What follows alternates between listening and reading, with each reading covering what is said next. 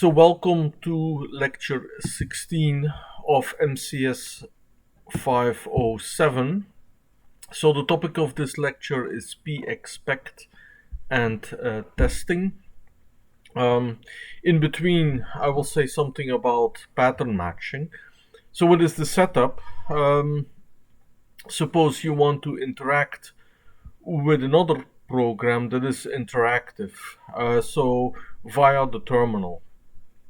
So one can, as we did before, redirect all the output of one program to a file after first calling this program with a prepared input file. So we can redirect the input and then process the output.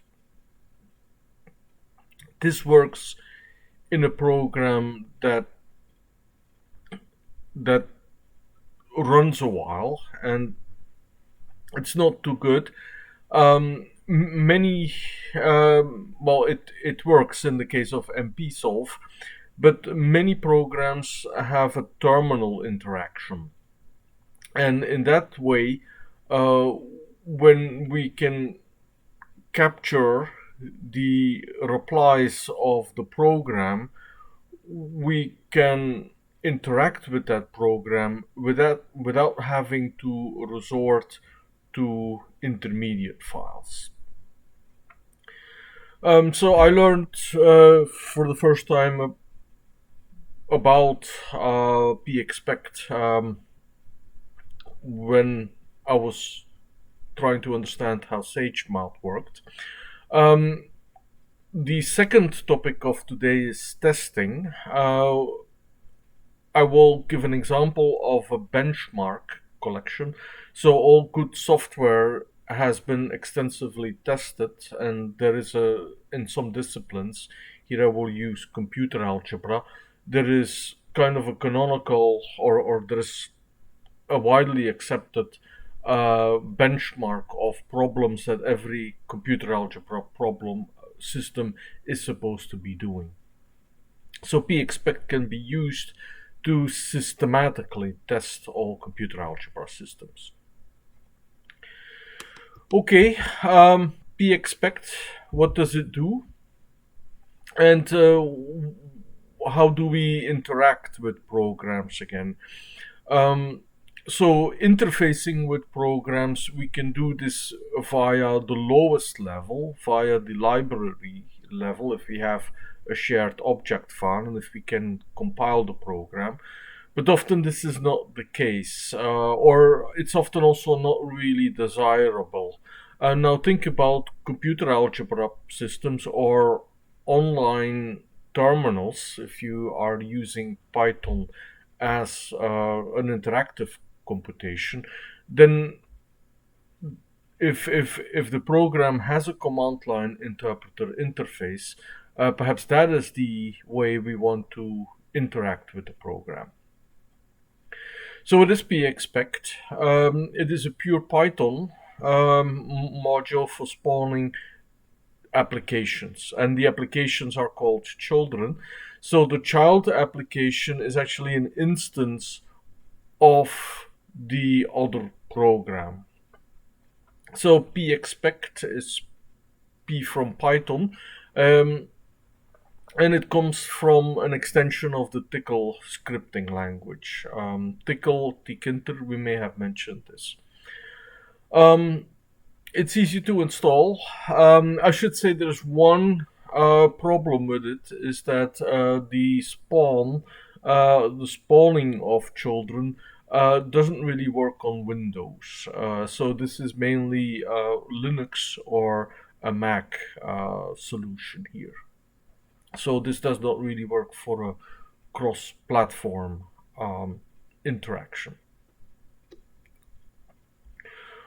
Okay, but there is WinP-expect, so there's a Windows version of it. So one can most likely, if it all works for p-expect, one can port things, not with the same code, but one can do the same thing then on a Windows computer. Here is our hello world. So when we always encounter a new computing environment, we do the hello world. Um, so we have, or I have, several Python interpreters available, and one could think that you have a Python application, say it's Python 2, and for one reason or another, you do not want to upgrade that Python. It would be too tedious or too tricky to do, but you just want to do a run with it. So here we have two different Python 3 interpreters, Python 3.7 in this case, and Python 3.6 on the same computer. Um, so here is the session. So the Python 3 that is called at the command prompt is spawning a Python 3.6 session. And here we see the output of the Python 3.6 interpreter. So the user can type in some commands. Actually, this is what the script does. The exit is then also done by the Python 3 script, and the replies are being shown. Let's see how this works. So we have the spawning of the child. So here you can see that this is a very typical Unix command. So we are using the Python 3.6 that is available on the environment, on the system.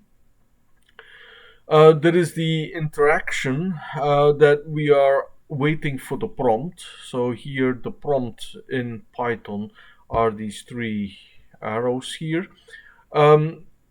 So we print everything before. So we saw all the information that the Python 3.6 interpreter prints to screen. That is done here. And then we also print what comes after the prompt. And then the interactive user, so it is actually an interactive session. The user can then type in the commands and interact through the spawned child application, can interact with the Python 3.6 interpreter here in this case. So then there is an exit that we type, and then the script mainly ends. So we on the interaction on the screen here, we see the commands that are typed in after the prompt. So first of all, before the prompt, so there are three commands that are typed in by the user. The user wants to verify still once more what is the version of the interpreter. This is really the interpreter, though it says that it is 3.6, and then it exits. And then you have here the message of the pexpect, or actually of the script here, the final message. So with the exit, the interact stops, and then we are closing off the spawned application. Okay, so what are the most important commands? So we have the spawning of the child. It's a little bit similar to forking a process, so it's also launching another process. So we've seen the multiprocessing. So the interaction between the programs happens via strings. So strings are passed from one program to the other. So in a way, this is quite a very general way of working. So anything that the interpreter of the other program can digest will actually work. And we do this without the explicit creation of files. So there is the string mechanism, and then there is the interact that was shown. So we can actually interact with the program from within another program. Okay, so the interaction, we apply the method expect. So the expect is going to look for a pattern. In particular, this will be here the prompt. So the prompt is indicating that the spawned application is ready for commands. So whenever that ready happens, so we have the before and the after, and then there is also the pattern matching. So regular expressions are here used. So regular expressions are built in by the RE module. In the second part of this lecture, I will briefly go over the basics of working with regular expressions. Okay, we've seen one example. So here is another example. So we can also look for the end of line. So we can read until the end of line. So, and we can use this /r/n looking for a new line. The /r is to indicate that it is also the, we may also have different CR or line feed symbols. Okay, let us look at another application. So suppose that we have a simple number guessing game. So the secret number is generated as a random integer between 0 and 9. And the program, so it will keep the number secret, but each time it will prompt the user for a number and then give feedback. So if the user is a bit clever, then instead of trying all the numbers between 0 and 9, based on the feedback, you should be able to get this game done in about 2 or 3 moves. So what is important is that the feedback, so we will pass the guess to this program, and that is actually a standalone Python program that will, so we will be again having 2 Python interpreters communicating with each other. Each time when we are in this while true loop, we will get something as a prompt. So there is this arrow, and then when we get the arrow, we will then further scan the output for the word low or high. Or as a matter of fact, we could, it will still be an interactive game, but we can check whether either we get the arrow back or whether we get the congratulations back. We can look for the first 2 characters even in the reply. So what is printed by this script will be checked by the script that is using the pexpect. Here is the code that uses the pexpect. So it spawns the game, and then it looks for the column. So the prompt ends with give a number, and that's that column that ends the prompt. So we print all the data before the prompt, so the user will also see give a number in the interval 0, 9, the same message, we have the same prompt. Then we will do the interact, and if an exception happened, then the game will be over. So if the we will do here the interaction within an exception handler. Okay, here is how the game is now played through the pexpect. So the code on the previous slide is executed. And it is the user that actually processes the too high or too low. So, and the game actually ends by finding the secret. Okay, so that was in an interactive game. So now let's have a computer that is actually runs the game. And the computer here is rather brutal force. The computer will enumerate all the numbers starting from 0 up to 9. So we span the child, we look for the prompt, and we send it our next number, sent as a string.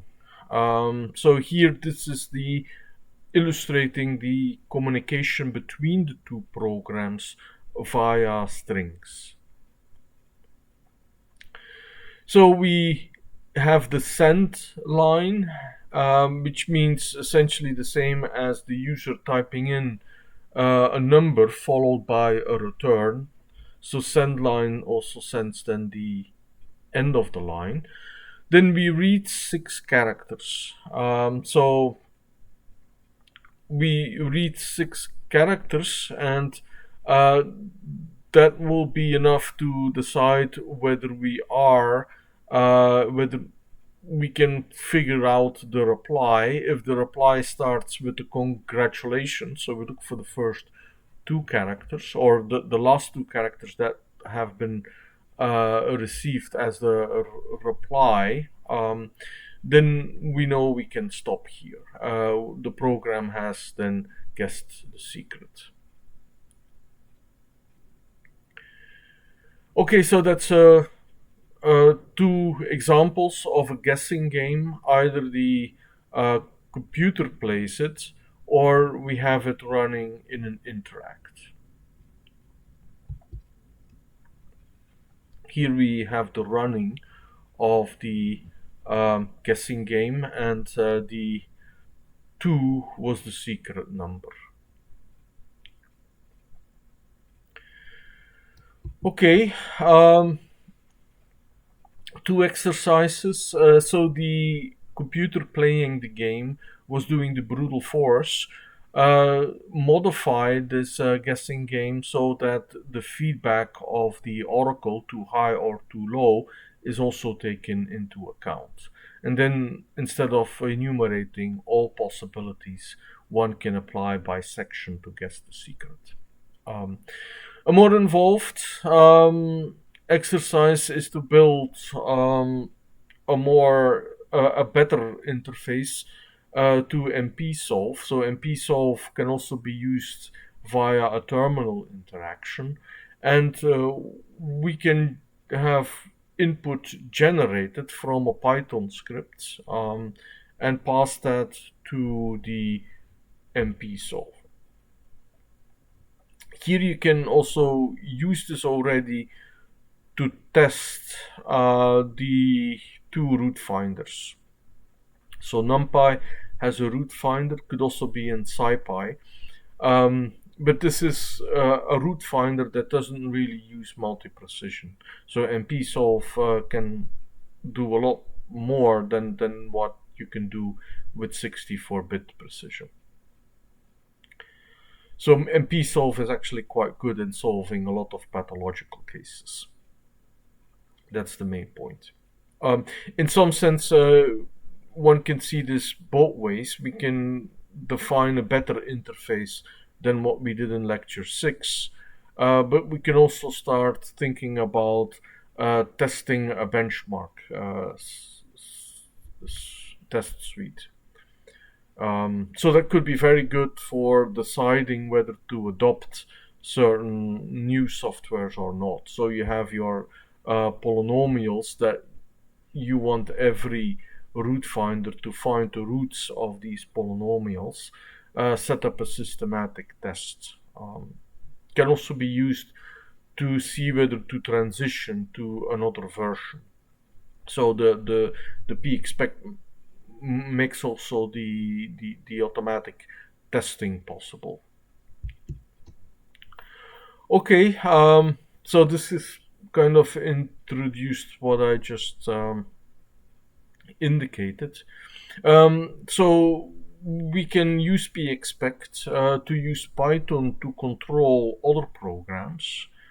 You can even work with the client server on different computers.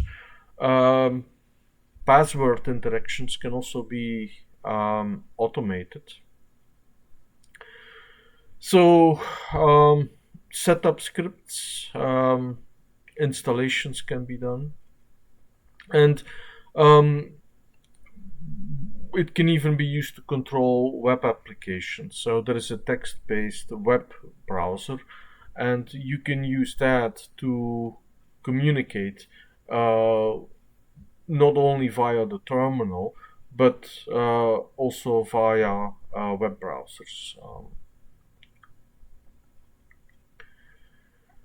Okay, before we go to the third part of the lecture in the testing of the computer algebra systems, let us look a little bit into the regular expressions. Okay, so what's the point of using the RE module?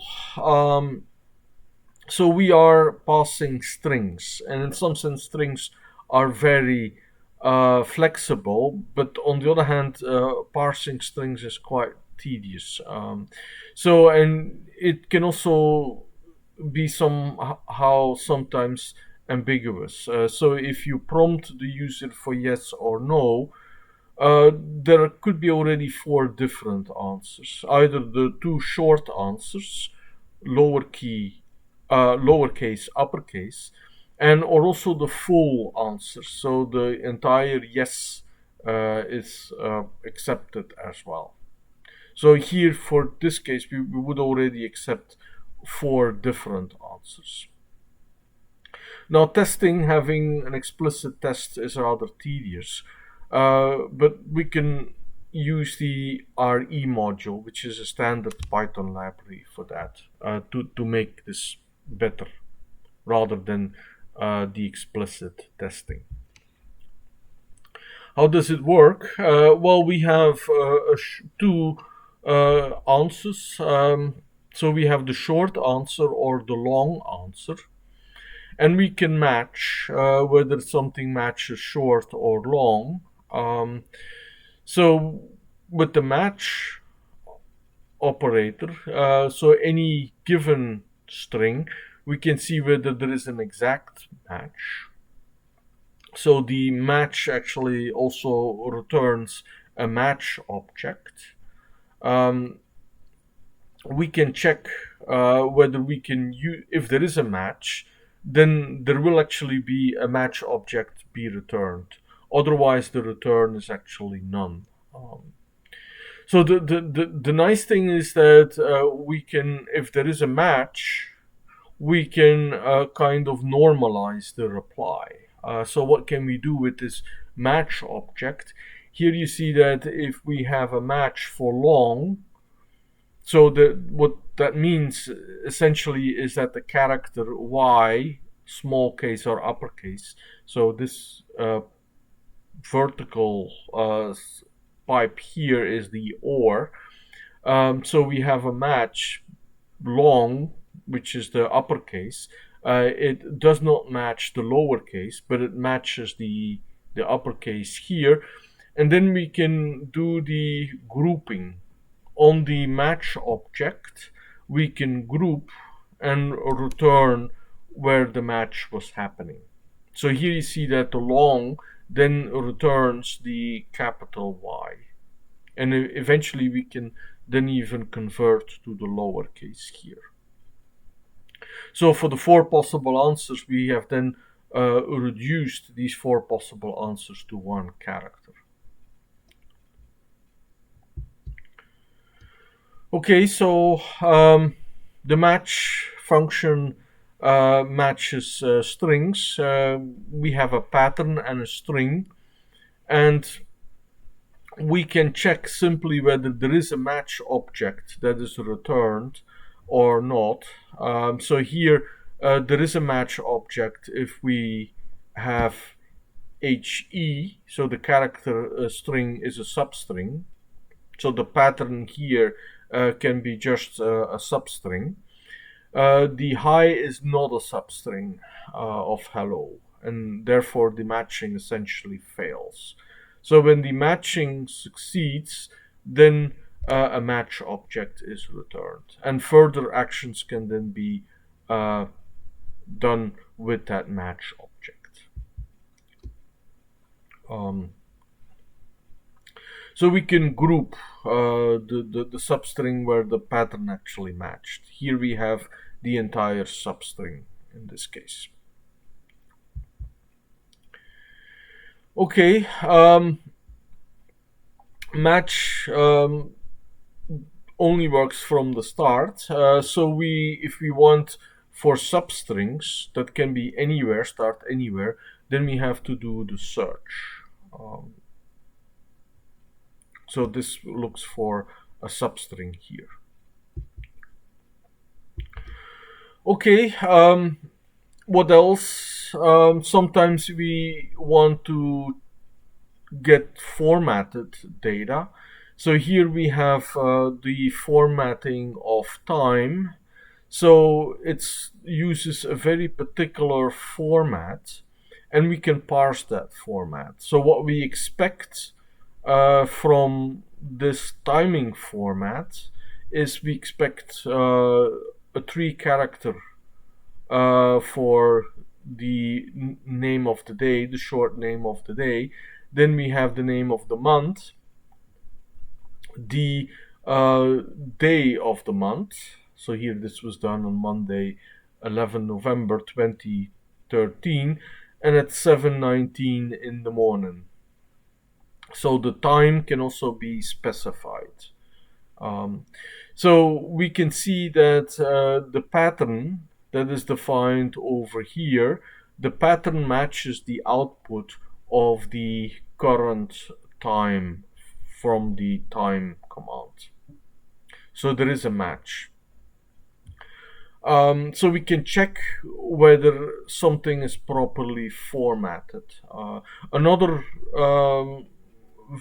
application of this regular expression, if you process web forms, if you write Python scripts to process web forms, then this is also extremely useful. So you can check whether if the user had to type in a birth date or any date, whether it is corresponding certain format without having yourself.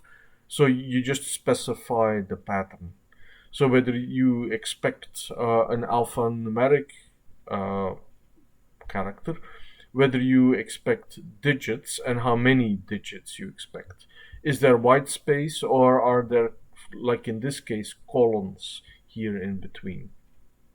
And you can also look for a repetition. So there is also, with the curly braces, are any occurrences here.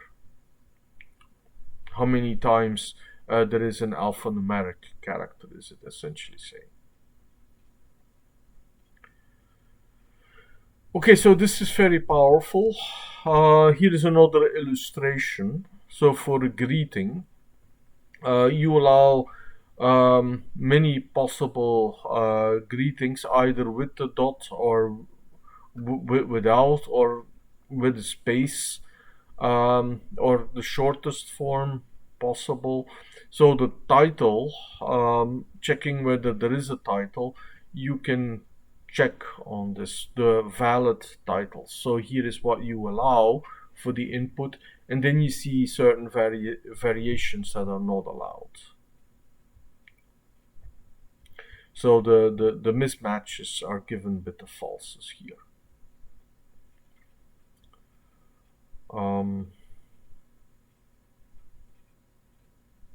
Yeah, so you can allow for wildcards. So the question marks allow for variations.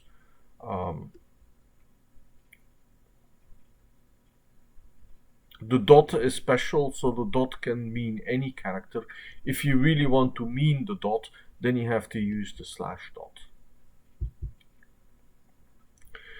So one can match specific characters. So you can match for certain names, whether there is a name there. So that's again the exact match. But here we check whether it is a valid string. So a name, for example, has to start with an uppercase. And then consists of alphanumeric characters followed by repeated stars. Okay, we can group the patterns. So we return then a tuple of everything that matched the pattern. This is very useful if you had a match.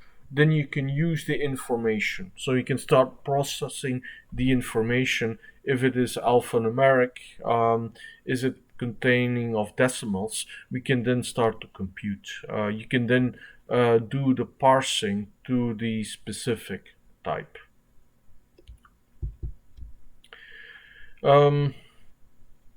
Here is an example. So I extracted the time.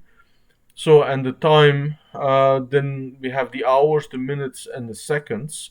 So the groups return the string representations, but then I can parse these. So the groups returns the tuples of the strings. I can then extract the pure strings in there, the numerical representations via the conversion to the integers explicitly. Alternatively, you would rely on the exception mechanism. So if you didn't have these regular expressions, you could try to do a conversion. If it fails, then you do something else. But the exception handling mechanism is often rather expensive and should, as the name says, be used for exceptional cases. Okay, I was thinking that this is going to be too technical and take too long. I hope you get a taste in the 10 minutes that I spend on the RE module how useful this is. Okay, so let's get to our application in the third part of this lecture. I will not need 10 minutes, I think, for this. We can test software. So if we test software, we can test to fail, or we can test to pass. So in some sense, you can try to see if you have an interactive communication with your user, if that user actually passes what you would expect. If a user starts mistyping things, then your program shouldn't crash. So you could look for these things. With stress test, you could look for very difficult cases. So the pexpect, by the way, has also the capability of providing a timer. If the program does not respond within the minute, you can specify that. So in that sense, your program that you launch shouldn't crash when something is wrong with the application that you're testing. So SageMath is a kind of a super mathematical system in the sense that it bundles various computer algebra systems. So there is Maxima, um, which is a very original free and open source computer algebra system. Original, I mean, one of the older systems. ParisGP is for number theory, GAP is for group theory, Singular is for computational algebraic geometry, and SymPy is symbolic computation in Python. So if you consider all these systems as computer algebra system, how do you test them systematically and automatically? So given that most of these systems will have a very similar syntax, so what I will test are some common benchmarks. So there is the paper of Michael Wester. So it's kind of an old paper, but it still is very good for kind of testing the mathematical abilities of computer algebra system. So what do you actually expect, but then in the conventional way of the work, when do you call a computer algebra system a computer algebra system? Well, the first thing that you may expect is that it can deal with arbitrarily long numbers. So here we make a long number, and it can also factor this in primes. So this 50 factorial, so that was one of the tests. We can of course try with all these computer algebra systems, try this out, and then by a visual inspection check this. But you want to do this automatically, and here is the automatic test that we are going to implement here. 50 factorial is 65 decimal places long, and there are 15 prime factors in this number. So let's get rid of the exponents. So you see the prime numbers that appear in 50 factorial. So this combines two of the tests. So we expect the computer algebra system to be capable of dealing with very long numbers, and we expect it to be able to do the factorization, the prime factorization, the factorization of primes. Okay, I will test this with SymPy and also then with Sage. So here is how to do this in SymPy. We have the factorial. We check for the number of decimal places. We look for the string representation. So the number of decimal places is the length of the string representation of the output of 50 factorial. And then there is the factoring, which is done with the factor int, and we can list the keys. So what is returned by this factor int is a dictionary. So the keys in the dictionary are the prime factors, the values are the exponents.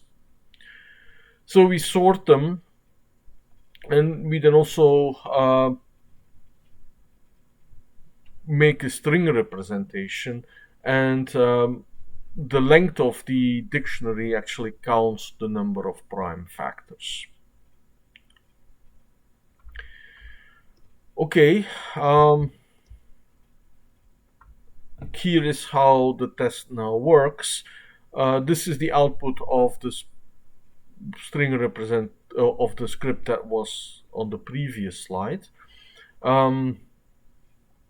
The output is slightly edited because of the scrolling. So we can look at this. So we can test SymPy by looking at the output. So it looks very convincing. So I mean, why would you doubt the factorization. So indeed, the other check would be to do the actual computation. But note that here we want to check, we have two very specific checks, that there are 65 decimal places and that there are 15 factors. And there is the assert. So the assert is built into the Python system, and it will raise an error if the condition, so the tests can now be codified as assertions. So these are conditions that we want to be verified. So the 65 decimal places and the number of prime factors.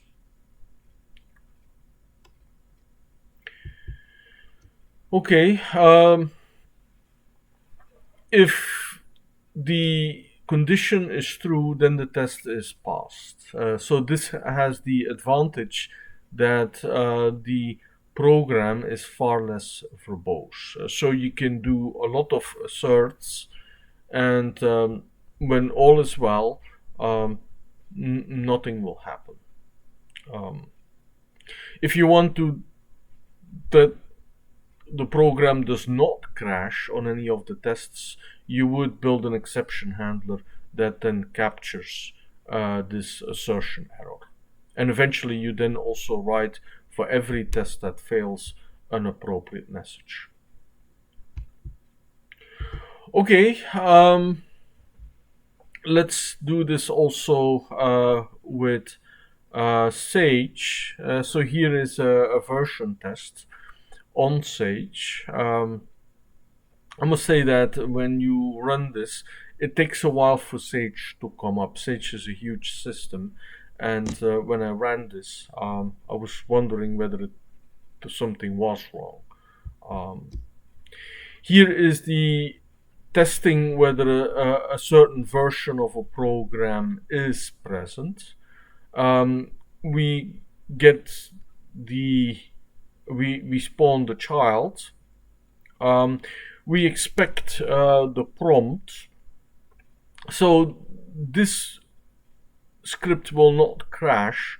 So there is a very general exception handler. So if Sage is not present, or if something went wrong at the installation, then it will return none, this function. Otherwise, we will look for the version and parse what comes in the lines that we get from the output of the expect.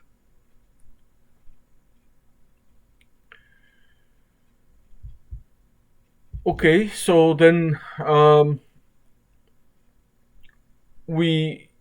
so SymPy is also embedded into SageMath, so we can do actually the same commands that we use to test SymPy to test SageMath with. Okay, so we can feed the script now through the Sage interpreter. So first we check whether the version is there, whether we have Sage installed, and then we open the SymPy script for reading, and we're going to feed to Sage line after line the instructions that we used to test SymPy. So we read a line. If we are at the end of the line, then we break out of the while true. If there is, so there are comments in there, so we skip the comment lines. If there is a proper Python instruction there, then we execute that instruction. So here we are running Python instructions that we pass through Sage. So we then also return the output that is returned, that is So each time when we send the line, we print what was executed. So if there is a print there, if Sage is supposed to print something, we take the output of Sage back and we print the output. So that's what the script is doing. Okay, I'm running towards the end. So I'm realizing that this is rather technical. But feel free to execute and test this. So the scripts are posted. So this is running one script, not through the Python interpreter, but through the Sage interpreter. So we can in this way also remotely executing other programs in a very similar fashion as the Python interpreter would execute them. So this is quite flexible. So some additional exercises. So some of them would actually lead through an entire project. So if you're interested in any of these other computer algebra packages, this could be one way to explore them and to look at the automated tests of the packages. You could also look at any software, any area of application that you are interested in, and look for a benchmark suite and look to automate the running of the benchmark. Sometimes benchmarks assume that you as a user are going to execute all the tests, and if there are only a couple of illustrations in the tutorial, that is fine. But if a system is really decently tested, then that could be like in here in the paper of Michael Wester. So there are 540 problems. You do not want to sit through all these 540 problems. It would be good if somebody would have done that systematically and coded that up. Okay, I hope this lecture was interesting. So the pexpect or the expect is a tool to set up the testing. So that's one of the applications of pexpect. But in general, it's a tool to control applications from within a Python script. This could be used to interface with other programs. So I hope that this somehow indicates how Sage interfaces with other softwares. It's also a very general way of working. It only assumes that the executable is present on the system. So it's the general OpenXM interface principle again that we mentioned in lecture 6. Okay, thank you for listening to this recording. I hope this was interesting.